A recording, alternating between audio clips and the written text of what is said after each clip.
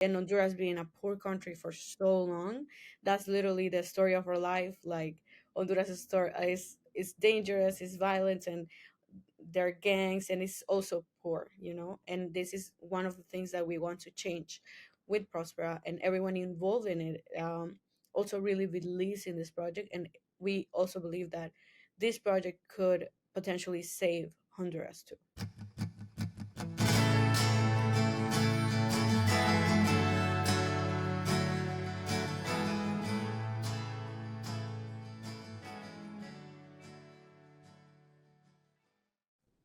Hey everybody. Hey everybody. Welcome back. We are here today with Zussel Abigail Ramos.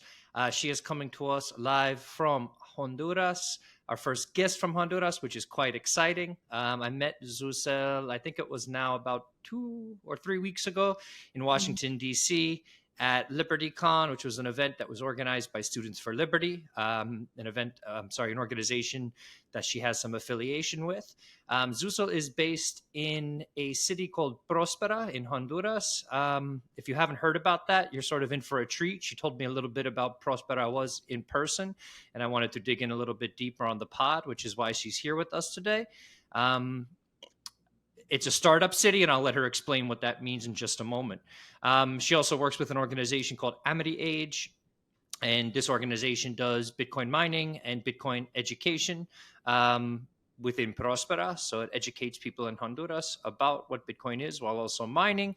And I think that's what I know of her thus far, but I want to hand the mic over to you. Please let the audience know what I might have missed and introduce yourself if you don't mind. Hi, thank you for having me. Yes, my name is Zussel.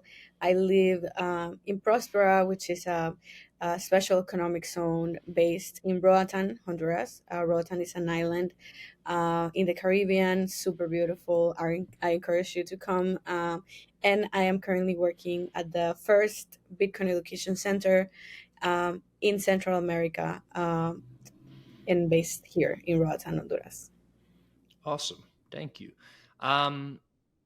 For just so that the audience knows, actually, I didn't intend for this to be my first question, but I met a lot of people. I met some people from Honduras in DC 2 or 3 weeks ago, and they all spoke very good English. Could you start by explaining why that is the case, just given that you were doing this interview in English and you're coming to us from Honduras? Yes, actually, Honduras is one of the countries in Central America with the highest bilingual schools. So it's most of people in Honduras speak English, especially in the island in Roatan. Actually, since they used to be a British colony, a lot of people that grew up here, English was their first language. I'm not from the island, so that's not my case.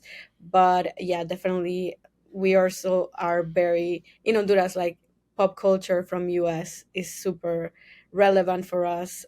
So yeah, like I think we grew up basically admiring everything that US did, so we just had to learn the language too. But also, it's Interesting. good because since there's so many people that speak English in Honduras, there's a lot of call centers that are here, and people get to have good jobs and stuff like that. Interesting. Yeah, you told me a bit about that. That's super interesting. Can you also just let us know what part of Honduras are you from? Where are you coming from before you came to Prospera? Yes, I grew up in San Pedro Sula, which is like the industrial area of Honduras. So there's a lot of business and stuff like this. Very cool. All right, so let's dive into what Prospera is. So Prospera, from what I understand, is startups, kind of like a startup city in a special economic zone in Honduras. It's based on this Caribbean island. From what I've seen in pictures, it's absolutely gorgeous. Who started Prospera? uh, what is it? And any other information you could provide us. Yeah, basically, Prospera was a project that started in 2013. And the person who had the idea, it's called Eric Riemann. He's the CEO of Prospera. And it was like, I think it was until 2020 that started like kind of coming along. with they started hiring and they started building on the island. So it's still, as you said, like it's still a startup city. So everything is starting, but I'm so glad to be like one of the first, residents, batch of residents of Prospera. Yeah, that's super cool. Could you explain a little bit about what a startup city is and what privileges you get for being in a special economic zone? Yeah.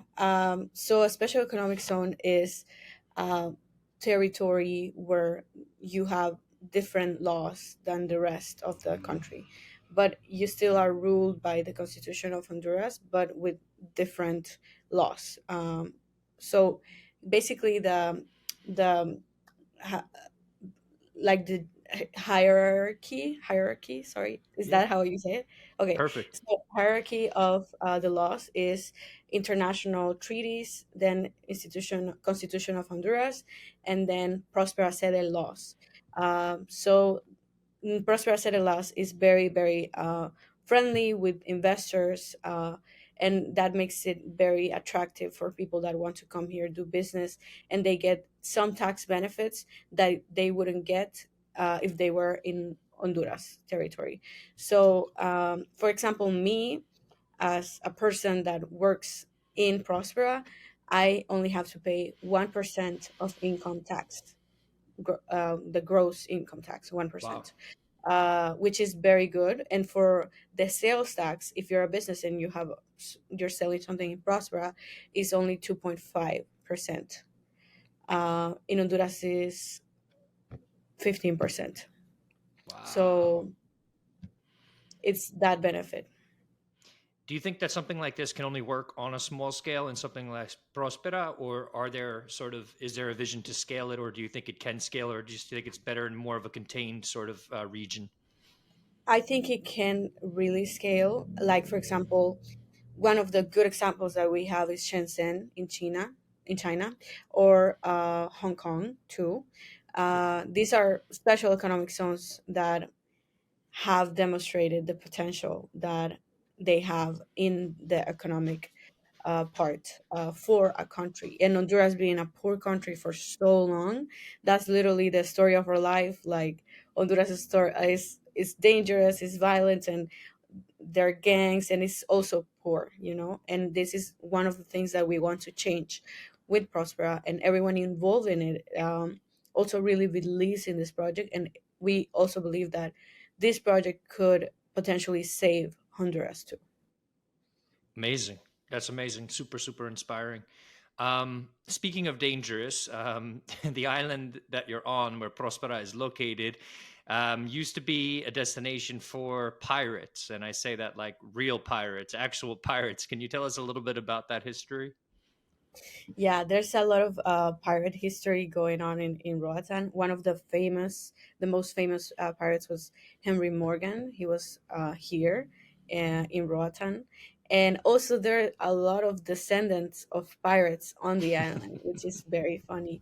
One of my coworkers actually is a descendant of a pirate, and it's so fun to have that.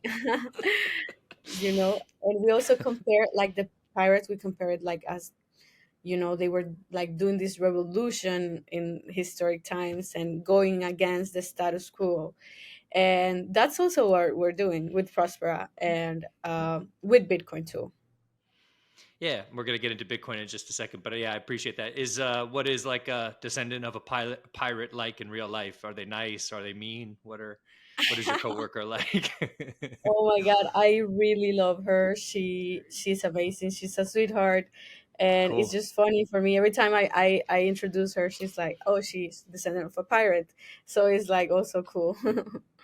I would surely ask to take a selfie with a descendant of a pirate. No question about that. Yeah. Absolutely. Well, let's dive back into what you just said. So, why is Prospera plus Bitcoin such a match made in heaven? Why is that such a great pair? Well, Prospera, it's also a hub for innovation.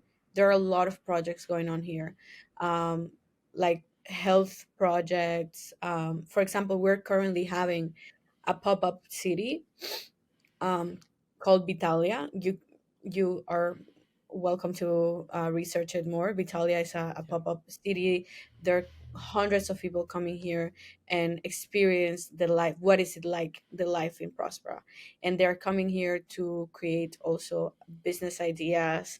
There's all kinds of people coming, that they have like startups. They're into the tech, they're into longevity, they're into crypto, Bitcoin. So it's really interesting to see all these minds, like genius minds, coming to Roatan.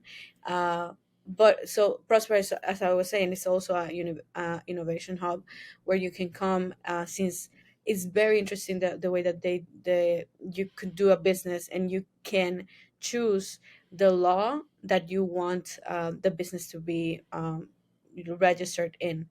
So you're like, oh, I Mm, want Hong Kong law, I want Singapore law, you can do it here. Um, interesting. so it's very interesting. Like the we have a business here, and my boss is from Slovakia, so he could choose that wanna be like register the business with Slovakian laws. It's so crazy. And one of the other things about Prosper is that you can choose the currency you want to use. You're not forced to use dollars. You're not forced to use lempira, which is the currency of Honduras. You can choose whatever you want to pay taxes, to register a business. And it's really interesting because they recently just announced that they have adopted Bitcoin as a unit of account, which means that if you have Mm, a business in Prospera, you don't have to convert all of the transactions you do in your business. If you receive only Bitcoin payments, you don't have to do the conversion. You can do it directly on the Bitcoin, using it as a value unit of account. So I just think it was like a perfect, it was a perfect timing because my boss came to Roatan just to visit the island. This is a tourist place, but then when he came, somebody told him about Prospera. So he got there, he met the CEO of Prospera, and he had this idea for so many years about opening up a Bitcoin location center. And he was like, I love this idea, and I will give you this amazing building that we have, and you can have it, and you do this here. And then it was like, oh my god, every time he tells this story is so, like, it feels like faith, mm. because he was like, okay, so I'm gonna do it, like this is what I'm gonna do. And then 1 month later we had a Bitcoin education center here. Wow. That's super inspiring. I want to rewind a little bit back to the beginning of what you just said, but I'm going to come back to some of what you said in the latter part of that as well. You talked about genius minds coming to Prospera. I recently saw Balaji Srinivasan, a quite an Mhm. intensely intelligent human being, was just in Prospera for an event. Can you tell us a little bit about that? Yeah, unfortunately, I was not here during that, but I did saw the tweets, and checked it out. This event is Vitalia, which is happening right now. Got it. As I was saying, it's a pop up city, so everyone can come and get to know Prospera and what are they doing, and they have events like every day. There's something happening, which I think is also very cool. They're doing event about longevity, about art. They're doing like, uh, actually, you can come if you come here and you can do your own event because it's that decentralized. Mm, They have like a platform where you can upload your events, and there's a lot of people co-working together, living together, and experiencing what Prospera feels like. yeah. So it has called the attention of a lot of very famous people. Also, Vitalik was one of the speakers for one of the conference that they had. Wow. So yeah, it's a lot of things happening. That's amazing. Very cool. Um, the latter part of it, Bitcoin as a unit account, you just said something that I don't often hear people say in the Bitcoin space, which is that you could pay your taxes in Bitcoin if you want to. And I think when people think about Bitcoin, and I'm speaking about those who are a bit more unfamiliar with it, they think about it the way that Jamie Dimon from Chase Bank talks about it, which is Bitcoin is a way to avoid taxes. Bitcoin is a way to blah blah whatever he Mhm. nonsense he sort of spouts. But in El Salvador, that's the same case as well. You can pay your taxes in it as well. So I think if you could extend that, not that it might need a lot of more, not that it needs a lot more explanation, but Mhm. are people comfortable paying taxes in Bitcoin? And is it just as easy as paying taxes in any other currency? It's even easier Tell because us, please. Yeah. yeah, because there's a platform that you use to pay your taxes and everything that you report in Prospera. It's called eProspera. You can actually become a resident today in like 15 minutes. You're a resident. Uh, Mm, so, um, anyways, the thing is that you go through this process and it's so easy. Like, I know because I'm not an American, but I have American friends that tell me how of a how difficult it is to fill up your tax form, and then it's just so much work and like brain power. And for this, like, I could be doing my taxes right now and talking to you or yep. watching a TV series. And it was so easy for me. I did it for the first time last year. I have to do it again soon. Yep. But it's just you go to the platform, you select the currency that you want to pay your taxes. So I'm telling you that I did it with Bitcoin, but I could do it with any currency. And then I pay my taxes. And Okay. they have like a QR code, and it's just as easy as send Bitcoin, and we both know how easy that is. Yep. So it was a great experience for me, that I was living in a place where I could pay my taxes with Bitcoin. Fascinating. And I think I've seen a little bit of this, obviously, in Salvador. I think in Switzerland, somebody was trying something like this out. I think it was in Lugano. And I think it's really important for people to understand that it's not the point of Bitcoin is not just tax, I'm not going to say just not tax evasion. It's just when people discuss Bitcoin, they're discussing the nature of money, not necessarily the distribution or redistribution of money, which means that people who use Bitcoin are not completely averse to any taxes existing whatsoever. They just see it as a better money than a lot of the fiat currencies that exist in the world. Yeah, and Yeah. definitely it is a better money, but for me, it's like living on the Bitcoin standard. Yep. So paying my taxes in Bitcoin, paying my rent in Bitcoin, which I also do, Mm. uh, paying, every restaurant I go in Bitcoin. Uh, and some people tell me, like, why would you do that if you should like save it? But I get paid in Bitcoin, which is like a very good benefit for me, Yep. because it means that I have to live, so I have to pay for rent, like a normal person. I will not save all of my salary, but I do save the rest. Like, I only use what I need, and then the rest stays in Bitcoin. That makes a lot of sense, and it's what you're saying is very similar to what I've heard from people who live in what get termed the circular economies. So Bitcoin Beach in El Zonte in Salvador, and Bitcoin Akasi in South Africa, and other places around the world. Yeah, obviously people save a portion of it, they spend another portion of it. But one of the dynamics about Bitcoin that's quite interesting is that if you're sort of the more people that are using Bitcoin, the bigger the network gets. The bigger the network gets, the more valuable the assets on the network get. Meaning, the more people who thinking about Bitcoin as a network, this is called Metcalfe's law. The more it sort of spreads, the more valuable it becomes. So in a way, when you are using Bitcoin, especially if you're using it with people who are just, who are new to it and are, fresh to sort of accepting it, you are in a way sort of creating more value for the Bitcoin that you are saving, because now it's something that more and more people are using. So it's a little bit more abstract to look at it that way, because obviously the meme Yeah. is to get your Bitcoin and to hodl it. But for some people like yourself who are paid in Bitcoin, that's not a complete reality. Yeah, sure, you could sell it and go back to having some fiat and use that. But if it's just easier to live on a Bitcoin standard, and in my opinion, it will be more fruitful to live your life that way. Mhm. Then you're in a great scenario. And I'm assuming, just based on the way Prospera and things are structured, there's no capital gains or anything if you wanted to go in and out of different currencies from Bitcoin. No capital gains. No. Okay. Yeah, that's a magical, beautiful thing. I'm coming to you here from New York, the financial capital of the world, and this is the farthest thing from the reality here. So, Yeah. So let's dive into the latter part of what you just said. So someone came along, said, here's this building. You can start educating people about Bitcoin in this building. And so from what I understand, this might have been the beginning of Amity Age, which is the educational platform there. I didn't know it's the first educational platform in Central America. I thought it was the first one in Honduras for Bitcoin. So please tell us a little bit about how that works. How many students do you have? How many people partake in this sort of stuff? What do day-to-day activities look like, etc.? Yeah, sure. Well, I just want to add that we have AmiTH already existed because we're having also operations in Paraguay.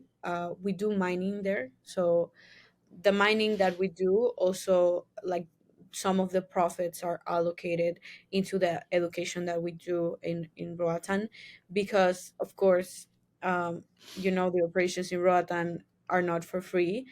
We have to pay rent, we have to pay salaries, uh, and everything else. But the education that we give to the people in Honduras, we try to do it mostly for free. Like 90% of our education is mostly for free because we go to schools in Roatan that are usually public, and we teach them to the kids about financial literacy and also Bitcoin. So my day to day, I am in charge of the education department in Roatan. So my day to day is just like planning when is going to be my next workshop. We're introducing also workshops every week on Tuesdays.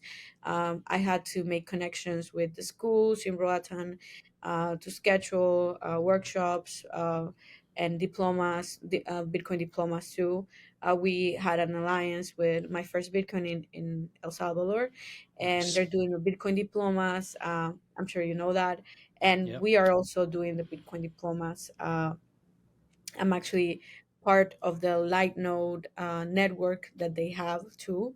So that is also something that I'm focused on, trying to come up with new ideas of workshop. We recently, actually yesterday, we started a workshop on privacy, uh, because of course we want to teach about Bitcoin, but there's also some things that are related to Bitcoin that are also important. For example, teaching kids about privacy on social media. So we also did that. Started a workshop yesterday that is gonna be for 4 weeks.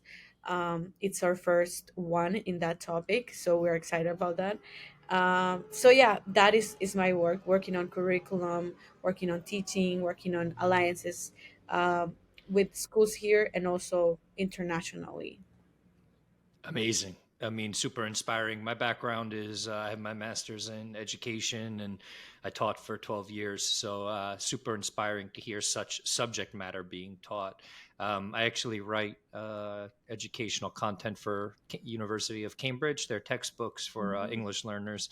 And they've asked me to do things that are a little bit more outside of the box. So I write about things like Bitcoin and blah, blah, blah. But even writing about some of this stuff you're talking about, they're like, no, we can't do it for this reason, that reason. And it's like, so one of the reasons I'm so fascinated in having these conversations with people like yourself is because it's just further validation that the old ways of doing things they're just stagnant, they're old, they're not challenging the way people think.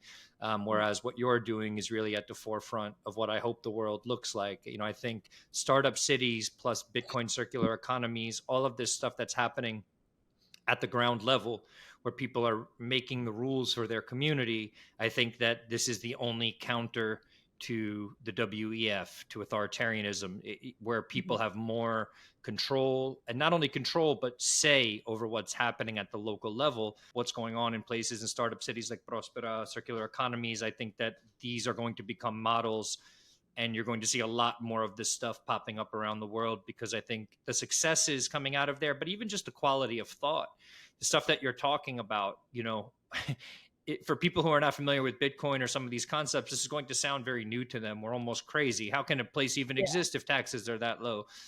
It can, It's just that people there take responsibility. They're thinking. They're participants in their society. Their voices count. Mhm. All of this kind of stuff. And in places like where I'm at in New York, people are quite detached from all of these processes. And yeah, it's quite inspiring what you're doing and what's happening in Prospera. And I do plan to visit. I know you have invited me, and I deeply appreciate that. Yes.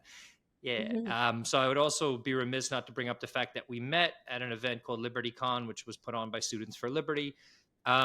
Before I got to LibertyCon, I did not know what it was. I didn't know what Students for Liberty was. I had no idea. I was working with another woman who said, I think you should come and speak at this event. And I came to speak because I believe that the panel that I spoke on was fighting Bitcoin. I'm sorry, we're not fighting Bitcoin. We're here. We like Bitcoin, fighting oppression through Bitcoin. And yeah, I'll speak on that topic in front of any group of people. So, but I learned a lot about Students for Liberty since the last guest we had on this podcast was Jorge Girasati, which is he is the director for Alumni for Liberty, people who Hmm. graduate from Students for Liberty. And I'm learning, a little bit about how Students for Liberty is sort of spreading the idea of classical liberalism, sometimes referred to as libertarianism. I don't like that word because I think it means something different to everyone who hears it. Classical Hmm. liberalism is just simply, free markets, free minds. It doesn't mean that we live in a complete state of anarchy. As you said in Prospera, there are taxes and people do coordinate and there is a government, but it's more focused on individual freedoms, individuals' ability to better their own lives. So could you speak about your experience with Students for Liberty, what you learned from it, and also was it more that you found Students for Liberty because you agreed with what they were teaching, or you sort of found Students for Liberty, became interested, and then learned a lot about some of the concepts that they teach and then employed them in your own life? Well, this is a funny story Cool. because I used to be a leftist. Okay. Yeah, yeah, I yeah. was against Students for Liberty for so Mm, long because so my family, like my family was always like uh, they had a lot of leftist ideas. So I grew up with these ideas, and I was like, huh, like yes, like they make sense in my mind, but something is not clicking, okay. and you're growing up with this. And I remember how I used to fight with my dad a lot because of this topic. And it was like this for so long. And then I went to college, and in college I heard about Students for Liberty. So it was like, what is that? And like, it sounds very good, right? It's like Students for Liberty. It's Yeah, like right. Yeah. everyone loves liberty and freedom. So it sounds so good. But then I started to listen to what they were saying. And actually, Yvette, that you also met, Yep. she's my best friend. And at that moment, she was trying to convince me to join Students for Liberty because she went to one of their events, and she was like, oh my god, like it's really cool, and it has a lot of potential. And I was like doubting, but then when I started going with her, it was like, oh my god, like they are totally right, and this makes Mm, more sense than anything that I've learned in my whole life. So I yeah. started also reading a lot of books in that era, like I because I wanted to know more. Like I had like a glimpse of it, and then I wanted to know more. I started with Mises, and then with Hayek, and then Ayn Rand. So then it was like, okay, I am a libertarian. And I know you said you don't like that word, but for me, it's like libertarianism is like a spectrum. So you Yeah. could be a classic liberal, or you could be an anarchist, and both of Right. them are libertarian. Yep. So I do not consider myself an anarchist. I also I love everything that has to do with freedom, and I think one of my favorite authors is Ayn Rand, and she Hmm. talks about a lot about this like individualism and how important it is Yeah. that you take care of yourself, and that you try to find your own happiness Yeah. in this life. So yeah, I love this. I'm wearing a actually Oh, nice. less Less Marx, Marx, more more Mises. Mises. Yeah. So yeah, I am part of this crazy group, because for some people libertarians are super crazy. So I am part of this group, and I have been since college. So almost 6 years now. That's great. And I think I don't think libertarians are super crazy. I think that there's super crazy people on all sides of on all different political spectrums, like on all different ends of the political spectrum. And I think that from what I understand about classical liberalism, it does incorporate certain tenets that are often associated with the left. Like, for example, feel free to have whatever sexual preference you want. It's very Mhm. much anti-racist, and I Mhm. think I said this in the last interview with Jorge. I heard plenty of people at LibertyCon talking about how they don't like the Donald Trumps of the world or the Bolsonaros of the world because of some of their authoritarian tendencies. So I think that there's often more nuance than people discuss. But I have 46 pages left in Atlas Shrugged. I'm just about to finish it, the Ayn Rand book, and I read The Fountainhead about 20 years ago. I think most people misunderstand Ayn Rand. Someone said this best. I spoke with an economist in Brazil the other day, a friend of mine who actually she's quite different from a lot of the people I interview in that I think she works. It's not exactly the central bank. Maybe it's a division of the central bank there. So obviously, it's quite the opposite of the Bitcoin squad or whatever. But Yeah. she said, I think that oftentimes Ludwig von Mises, who you had just referenced, or Friedrich Hayek, people who proposed I'll say alternative ways or the opposite way of Keynesianism or modern monetary theory, just ways that promoted more individual liberty. They're often misunderstood. She put it best. She said there's a lot of really good ideas in those texts. She said sometimes the fans, what did she say? Sometimes like the band is good, but the fans ruin it or something like that. And I Mhm. was like, oh, that's interesting. And because I think because of this, I grew up with some friends who were more libertarian. Um, Libertarians tend to really dig into what they believe and if they believe it. They really do their homework. So they Mhm. also, I think, have a tendency to be very firm in their stance because they've done their work on it. So Yeah. I think that there's a piece of that there. So it's sort of hard to be a libertarian if you're sort of all about it, because much like Bitcoin, you're going to go down the rabbit hole if you really Yeah. believe in it, and you're going to keep reading and you're going to keep learning, and then you're obviously going to have something to say. So this has been my experience on it. I'm in the middle of reading both the Atlas Shrugged and Human Action, the famous Ludwig von Mises book right now. Taking on two 1,000-page books at the same time was a very strange idea, but this is what I did. But they are, I think, what I'm learning from these books. There are really, really beautiful. There are really beautiful ideas in these books, and I Mhm. think they're often just not presented in the right light. And what I liked about someone like Jorge, and what I liked about a lot of the people I met at Students for Liberty, is that I don't think things like empathy and caring for other people are mutually inexclusive, or they don't. I think these things can absolutely work in societies that are more libertarian. They do work. People tend to actually work more closely together because their voice is part of the political process and all of that stuff. So I think that this is often not talked about. And I'm not here promoting libertarianism, and I'm not saying I've gone over to like whatever side. I actually don't feel an association with any side of the spectrum, which I think inherently, because I'm anti-authoritarianism, does make me a bit more libertarian in that I'm very open-minded when it comes to sexual preference, whatever you want to do with your life. I've grown very disillusioned with the left. It feels sort Mhm. of like we have a uniparty, the spectrum of the left and the right, at least in the United States. It all feels sort of like the difference between them in some ways is cents as compared to dollars, or maybe sats compared to Bitcoin, to make a different analogy. It's Mhm. not much of a difference. So I think I'm learning more, and I think Students for Liberty was a nice introduction to it, because a lot of the people I met were very kind. I didn't meet any like Yeah. raging lunatics or anything, but you do meet some very sharp people. Libertarians tend to be extremely well read and very sharp. So I'm sorry about the rant. If you wanted to comment on anything, please No, no, step no, in there.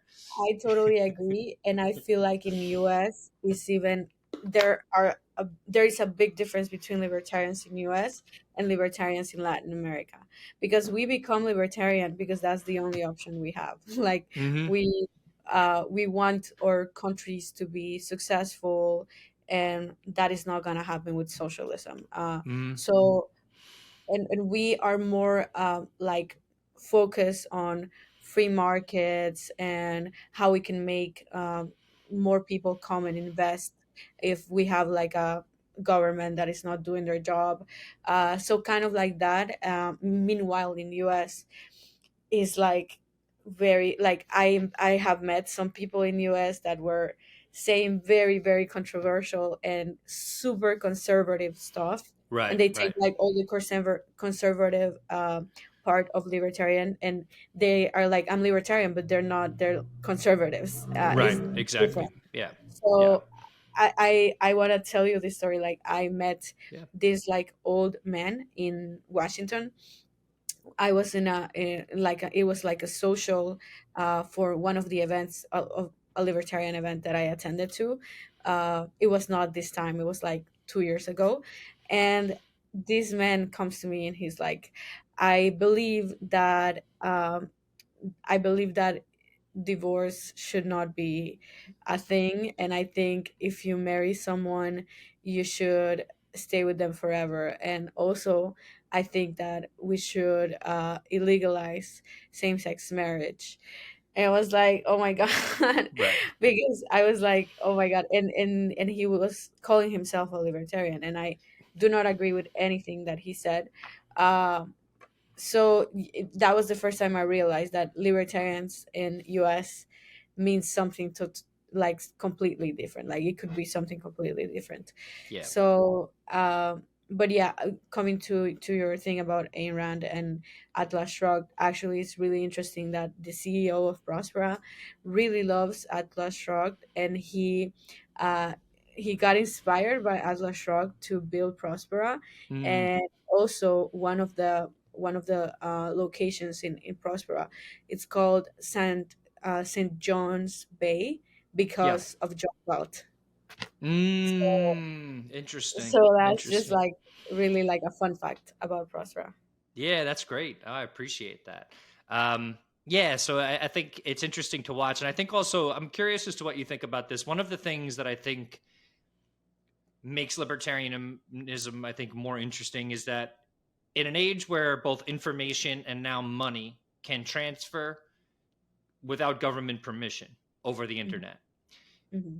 I don't know that any other system, I don't know that any, it's going to be very dangerous to not be a part of a free market system, because essentially at that point you're in a way sort of cutting yourself off from the opportunities that the internet will provide.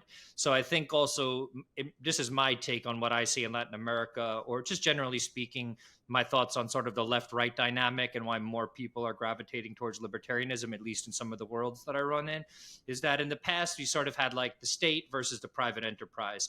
And Latin America was very much taken advantage of by American private enterprise, by North American, United States private enterprise.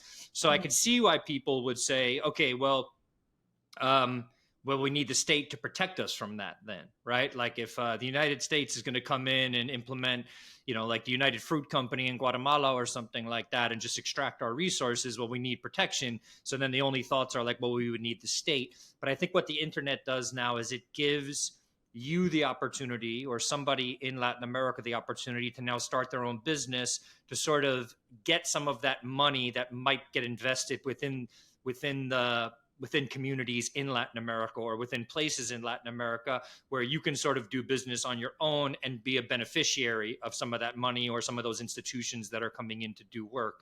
I also think that I don't know enough about this, to be honest, but I think that there's different types of businesses coming in now. Like, it's not just US corporations coming in to extract resources.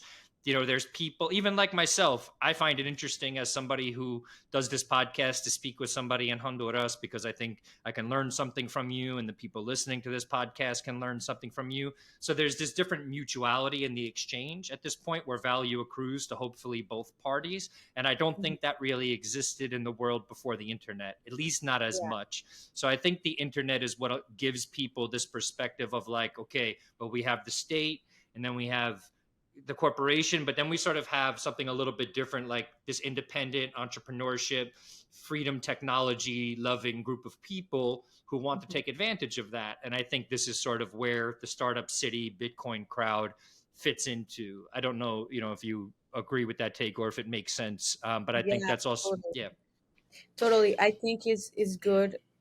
Like for example, Prospera coming to Honduras.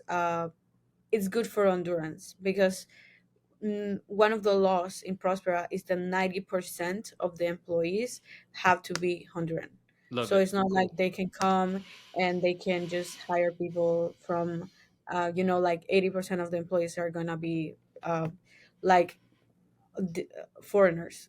Yep. So it's like giving also this opportunity to 100 people to have to access to better jobs, because Yep. one of the things about Roatan, it's a tourism island. So I didn't grow up here, but I can imagine myself growing up here and thinking, oh my god, I will have to work for tourism because that's my only option. Right. There were not other jobs, like majority of the jobs were in tourism industry. And Yep. what if I don't like that? So now with Prospera you have an option to work in various industries, like whatever you want. Like they are hiring architects, they're hiring um, engineers, they're hiring executive assistants, all kinds of jobs, internationally. So basically, everyone that comes here, they work remotely, but they have an office based in Prospera. Um, so I think that is really great because also the salaries are so much better than what the minimum salary in Honduras pays. Yep. Uh, and it's just like also something else besides tourism. Yep. And also they're hiring a lot of people from mainland that they can come and relocate to Prospera, which is what I did. When I was hired, I was not hired immediately by the Bitcoin Education Center. I was hired by Prospera first, and I relocated to Roatan, and it was such a great opportunity to me at that moment because I Yeah. was just starting to work officially, and I started to work with this U.S. company, uh, and I was getting paid really good Nice. um, in comparison to my classmates that were working for Honduran jobs.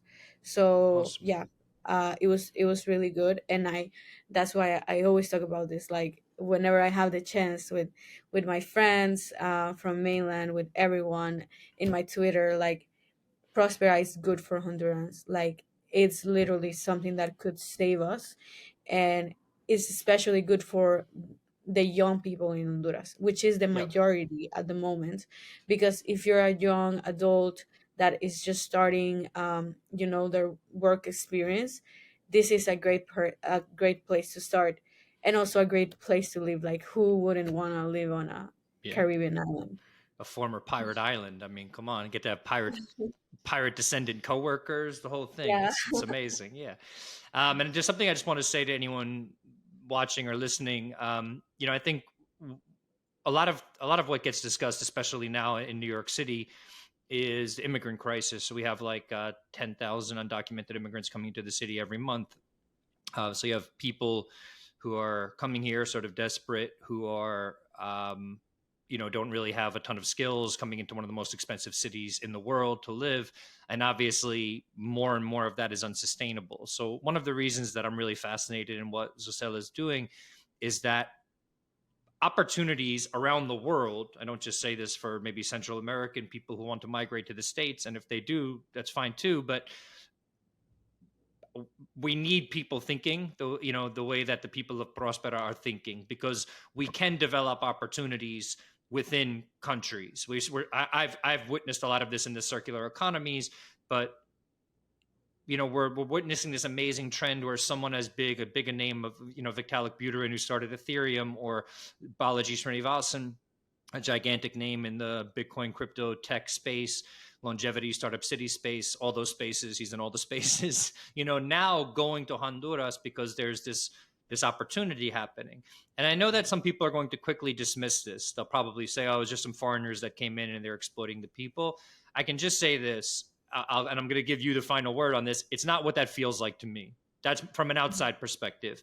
So please, if you don't mind, a sort of a last thought comment on that. Is there any of that going on? Do you feel like it's just, in a way, trying to exploit cheap labor, cheap property? Is there any of that going on, or no? Not at all. Like Okay. honestly, of course, if they are hiring outside of their country, is because they're trying to lower their costs, Yeah. and it makes sense, but they're not paying bad. Like for Okay. Honduran standards, they're paying good. They're paying for somebody that will um, live good with this salary in Honduras. And also they're giving the opportunity to this talent in Honduras, because there's so Right. many smart people here. Like I cannot believe that I like even all of my friends, they're super super smart, and I Yeah. couldn't imagine them working for a Honduran company that is treating them bad, and because that's the only option they have. So for me, is like they're bringing opportunities and they're not paying bad, and it's a really good work environment and a really good place to live.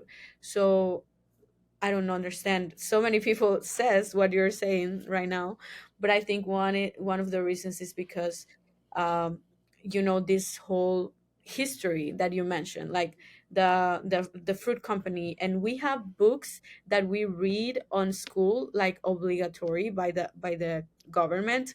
Right. That these books are there's one that is called Prisión Verde, and it talks about like the banana republic, Yep. and how these companies were so like evil, and they were like doing coups all the time. And obviously, like telling if you grow up with these stories that are telling you how this foreigner people that are coming here are evil, then you're gonna believe it your whole life. But it's also your fault because you don't get the chance to get to read about it, get to know, uh, go there, apply to for a job and see what it's like Yeah. just like as an experiment. And then you will see that is really nice. And when I was working with Prosper, I remember that they had these like healthy Wednesdays, and they would give us like a lot of fruits. We would do like a yoga class in the middle of the day, and I was Yeah. like, oh my god, and people are really saying that we're being exploded. Yeah. Which it Yeah. was Yeah. Yeah. Yeah. fun for me because we're like with little fruit doing yoga, like, and it's a normal Wednesday. This was every Wednesday. I don't know if they're still doing it, but I was like, this is a joke. Like how people actually think we're being exploded. It's a joke.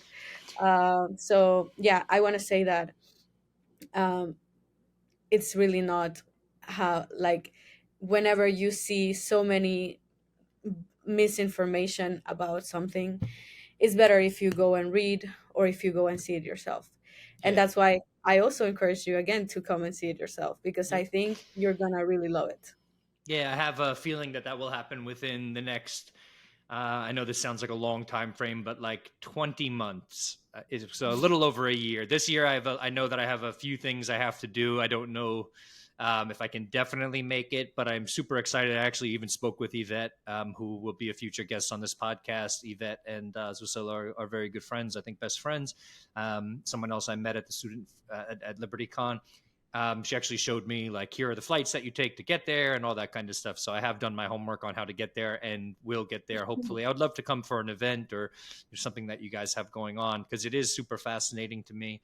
And again, I like seeing the stuff with my own eyes, because it's not. Then you get the vibe. You get to soak it in. Does it feel like you're sitting around watching people be exploited?